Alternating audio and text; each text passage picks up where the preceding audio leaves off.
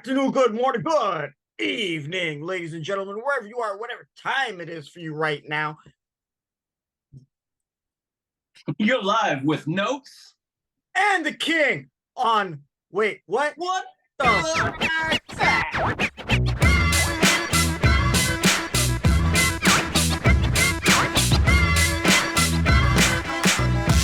Right? That's what we're doing. We're bringing you, ladies and gentlemen, the facts out there, and we just want to give it to you guys. Like, oh my goodness. No, can I get a second? Sure. Take your time. Tasty looking. What you eating there? French fries. Now, notes. I got some facts for you. Are they French fry facts? No, they're actually based on what the French fries are made from, which are potatoes. So, I knew that. notes. Do you know how many types of potatoes there are in this world? I mean, there has to be hundreds. Actually, according to us chefs out there, by the way, go check it out. Hashtag Chef Sexy back on Instagram. According to us chefs, there are over 7,000 potatoes in this world. 7,000 different types. Did you know that, Notes? I didn't know there was anywhere near that many. There's 3,000 different types alone in the Andes across the western portion of South America. Which is kind of where they come from, right? Kind of, but across North America, there are multiple types, like, especially for us here in Canada, Manitoba, Ontario, New Brunswick, PEI, even in BC, British Columbia, there are multiple types just here alone in our great country of Canada. Were you aware of that? I mean, I could think of the 4 or 5 different types of potatoes I see at the grocery store. And then you maybe throw in sweet potatoes, yams. Are those part of the same family? Yes. You also have Edos. You also have russets. You also have the baby potatoes. You have purple potatoes. There's black potatoes. I found out there was black potatoes in South America, which I've actually tried, and they are freaking delicious. I like those purple potatoes, but they're real starchy. Exactly. And did you also know there are 3 types of potatoes in this world? So wait, you're saying there's thousands of different varieties, yes, but only 3 types? Yes. They all fall into those 3 categories. Yes, sir. Would you like to know would you like to know I did not know this. Would you like to know what they are? Would you guys out there like to know what they are? Okay, I'll tell you. You just alluded to it, Notes. Starchy, right? Which have a high content of starch, right? There's waxy, and there's also glossy. Now, that breaks down from starchy going down with the other 2 categories I mentioned, the amount of content of starch that they have. With glossy being the least? Yes. Is that something we encounter often, the glossy style potatoes? Yes, we do. It depends on what type of restaurants you go to, and it depends on where you go to shop, right? Yeah. Like if you see them nice and shiny, like in the words of The Rock, shine it up real nice and your candy ass, right? They might be the glossy ones have less starch.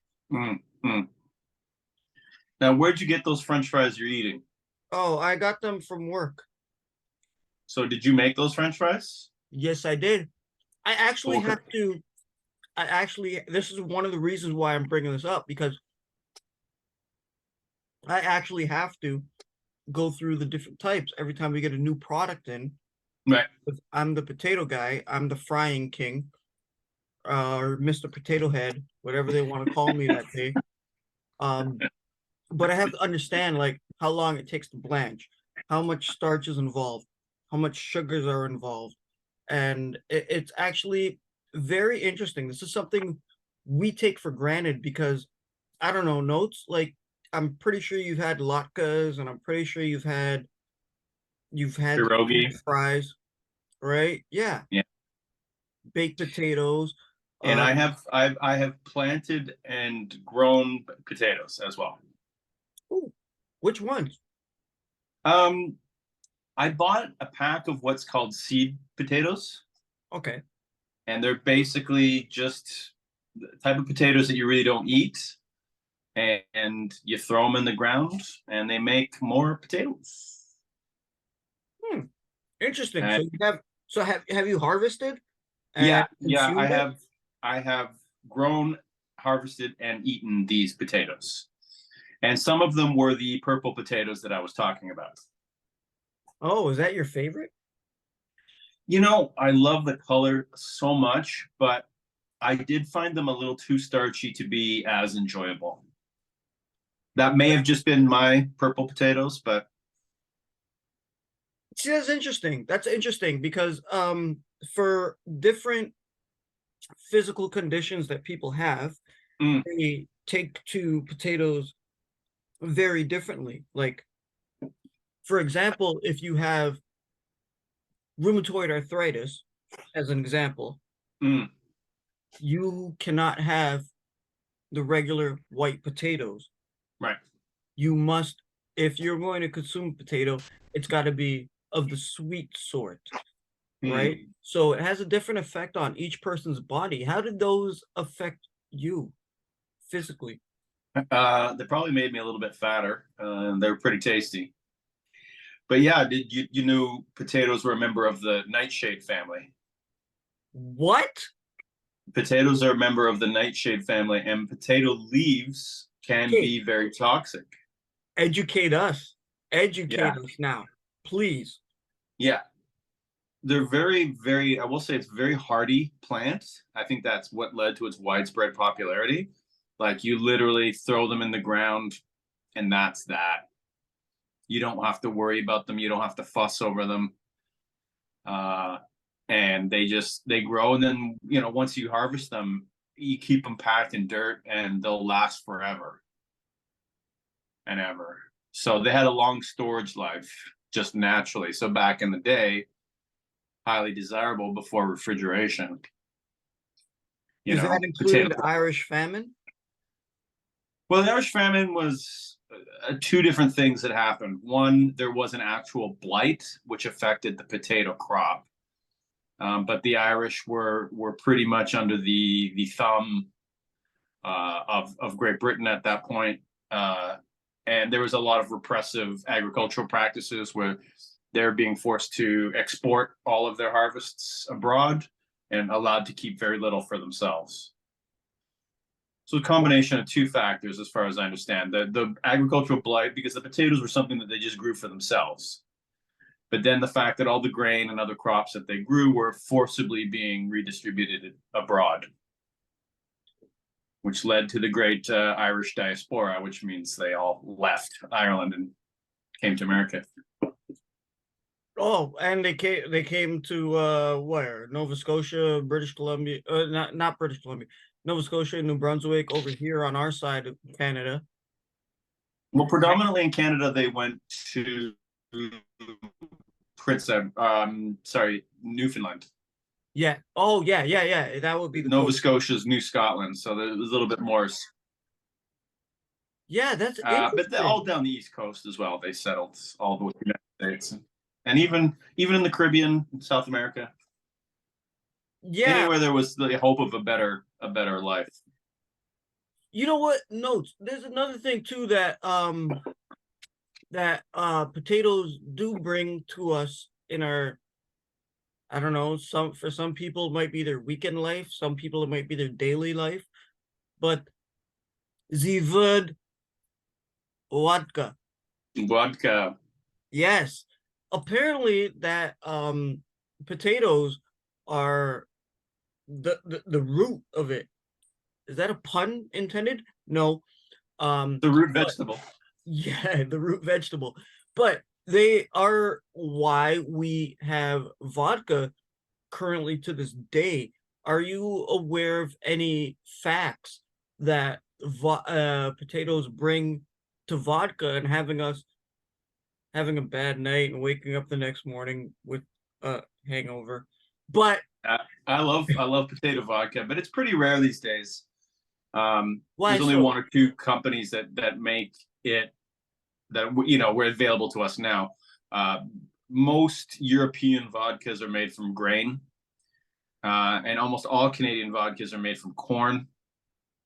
But alcohol is usually made with whatever the dominant agricultural product of your country is. Whatever you have a surplus of, because you'll take your grain. The best of it goes to human consumption. The second best goes to animal feed, and what's left over will get turned into alcohol and other products. Mostly the starch, if I'm not Yeah, mistaken, right? starch turns into sugar, sugar turns into alcohol. So Yes. something like sugar cane, you're skipping a Rum. step. You're starting with the sugar already. Rum. Rum, Rum. bro. My And people, ancestors, they were cane cutters. yeah, Yeah. still Yeah, a man. highly profitable crop to this day. Molasses. I mean, you can literally put sugar in water and add yeast and get alcohol. It's that simple. That's interesting because it does take time to ferment. So if you were, sorry, What happened? What happened there? if you were to do it, Yeah, maybe I was drinking a little too much vodka and a today. little too much But potato vodka there, bud. yeah, I know, right? But but if you were to do it, it would take there's a process. It takes like at least 7 days for it to ferment. And For then sure. the distillery process, but that's still all originated from potatoes, right? Well, I mean, potatoes aren't the original alcohol. Oh, okay, here we go. Here we Let's go. You go. ready for this one? Bring it The on, the baby. the two first types of alcohol were basically beer and wine. Yeah, So beer is just basically fermented bread, fermented grains, yep, and wine is obviously fermented grapes. grapes. Yep. Now, fermentation is a simple process. You just need a sealed container and time. Distillation happens when you cook your beer or you cook your wine. And what happens is alcohol evaporates 10 degrees lower than water. So it evaporates first. So the steam that rises off of your bubbling wine is alcohol. And you capture that in another container, let it recondense into a liquid, and that is your alcohol. And that was the first product that they ever did that with to wine. So brandy is the oldest alcohol on earth. That was the first distilled spirit. Ladies and gentlemen, What the Facts is going to be producing some distilled stuff for you if you are interested. Wow, I amazing, dude. I've got a couple of jars of cider fermenting right here, brother. I got some plum wine going too. Yeah, Yeah. So it's yeah, amazing. Um, I would holy, like to get into some distillation. holy crap. But the other thing too is, um, I wanted to ask you, it's like potatoes are global. They're everywhere. No matter where you Versatile. are. Yes, no matter where you are, you will get a different type of potato, uh, and you will enjoy it no matter what, right? Uh, but geologically, can we get into this? Can we get deep, bro? Let's do it. Geologically, where they're planted, as opposed to um, a landscape where it's more Rocky Mountain. as opposed to where it's more above ground, as opposed to where it's most greenery, right? How do you think these potatoes actually survive? And I'm gonna say it, why the fuck did people start digging this shit up? I'm hitting you with Yeah. sorry. No, I mean that's the human history of who was the first person that tried a clam? Who was the first person that thought, "Hey, let's dig down here and I don't know, maybe we can eat that." Or who was the first person that tried to suck a cow's titty? Anyway, but go on. Go on. Yeah, so I mean I think that's a whole other episode itself, but I know that potatoes originated in the New World, and I know that Sir Walter Raleigh was a famous global explorer back in the day, also a bit of a pirate. Uh, when he went back to visit Elizabeth I, he brought her two presents from the New World. He brought her tobacco and From the potatoes, natives. Ooh. both of which had never been seen before in Europe. And she was expecting gold and diamonds and riches that they brought. And he says, "No, I've brought you the two most valuable things from this continent." Interesting. Hmm. But geologically, the different types of potatoes, do you think it has to do with the soil in the earth from the different regions that they are grown in? Yeah, I would guess that different climates, different soil types, different rainfall patterns makes sense. Okay, I got another question for you. And here's one it's a rhetoric sort that I would like to answer later. But why are potatoes so essential in our life? Like they're so essential. Well, like you said, they're so versatile. You can do so many different things with them. They're cheap. Mm-hmm. This is not an expensive thing. You can go down and grab yourself a big baked potato for less than $1 and, cook it up and make it nice. It's a really good source of calories. We forget that our ancestors lived in a time of, food instability where you're never sure where your next meal is coming from. So something that easy grows very well, is very hardy. It can last in storage for a very long time and gives you a lot of calories. That's indispensable. You're not going to be able to beat that. You can throw it in your cellar over the long winter months. There's nothing else to eat. There's going to be some potatoes. As a chef, I would say like potatoes are like my go-to. Like, ladies at King Hussein on Instagram, I will make you the greatest mashed potatoes you've ever had in your life. And it's only 3 ingredients, right? They are the ingredient. There's the baked potatoes, there's the scallop potatoes. You could throw potatoes in your soup. You can make French fries, hence what I'm eating. You can have you could you I like what you said about them being so versatile Yeah. that I think it's essential to the sustenance of life that we are all living. And honestly, I think it's freaking amazing that there's 7,000 different varieties of potatoes. 7,000. You can go look it up on Wikipedia. They'll tell you 4,000. You go look it up on another site, they'll tell you 2,000. Alone in the Andes, it's 3,000. And according to us chefs, there's 7,000. And it depends on where they're grown. I'll give you Yeah. a little I'll give you a little behind the scenes story for where I work.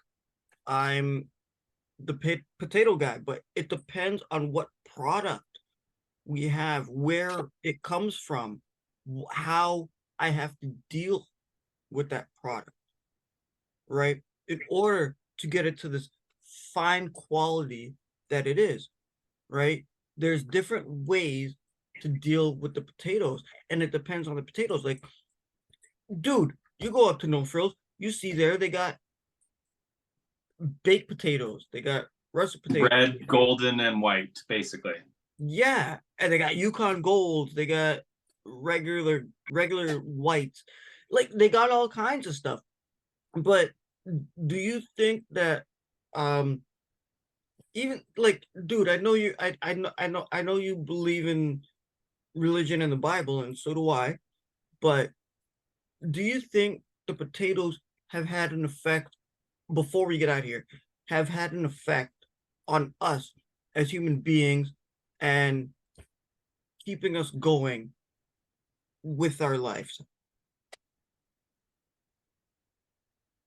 Well, obviously they're an important source of nutrition. If you look at prehistory, the peoples of the Americas and certainly the Polynesians as well were sustained by starchy, these starchy underground sort of. I don't know. Is potato a vegetable? I don't know. It But is. its later introduction into Europe and the rest of the world, they quickly become so essential, it seems, even though they don't have that long history of cultivation. And that's something I think that might be why there's so many different varieties, is because cultivation techniques, people adapt potatoes for their environment. They're not necessarily being adapted by the environment. They'll select a certain type of potato, it grows well, and there'll be a natural process of adaptation when they do their splicing and their different things that the agriculturalists do to enhance their crop yield. That's where I would think all the variety comes from. I would imagine that wild potatoes had less variety. That's actually interesting because like myself coming from West Indian ancestry, um my mom loves sweet potatoes, but I can't get the regular sweet potatoes. I gotta get the Caribbean sweet potatoes Mm, because mm. they're grown differently and they're tasting different. There's Yeah, for also sure. there's also Edos, there's also so many parts of that potato family. If you guys have a favorite type of potato, call in 555 That number again. 0000. Okay. No, no, but seriously, like if you guys do have a favorite type of potato, or if you do have a comment on where the potatoes came from, the origination of it, maybe you can dispute me on how many different varieties there are. Um, please, please leave a comment. We're doing this for you. Notes, before we get out of here, my man, do you have anything to say about any sort of like, I don't know, fries or something? I got spicy I meat. got one thing to say, one thing only. I'm with you on and your mom. I'm a sweet potato man. Those are the best. I love my sweet potato fries. I make them at home. I love them. Hallelujah. Shout out to McCain. Ain't no McCain in here, bro. Ain't no McCain. I'm making my fries. Dude, I I'm love to, dicing my potatoes. right? I love to julienne those bad boys. Yes. Season them up. Keep the I wish skin I knew on. how to do the crinkle cut. Now that is the supreme cut of a French fry. It's the crinkle Okay, cut. ladies and gentlemen, we might have to make a video, a little quick clip just for you guys to see that. Crinkle cut me up. I want to see it. How is it done? What wizardry is this? Yeah, it is wizardry. Okay, we're not going to Hogwarts. We're going to Chris's place. Yeah. All right, notes. Okay, so on that tip, right? Tip. Potatoes don't have tips, do they? Oh, okay. Potatoes have eyes. Okay. And you guys got the eyes on us. So, on behalf of myself and Notes. this is the King and Notes, we proudly present to you What the facts? Okay. Good afternoon, good morning, good evening, ladies and gentlemen. Have a great night, and we thank you for tuning in.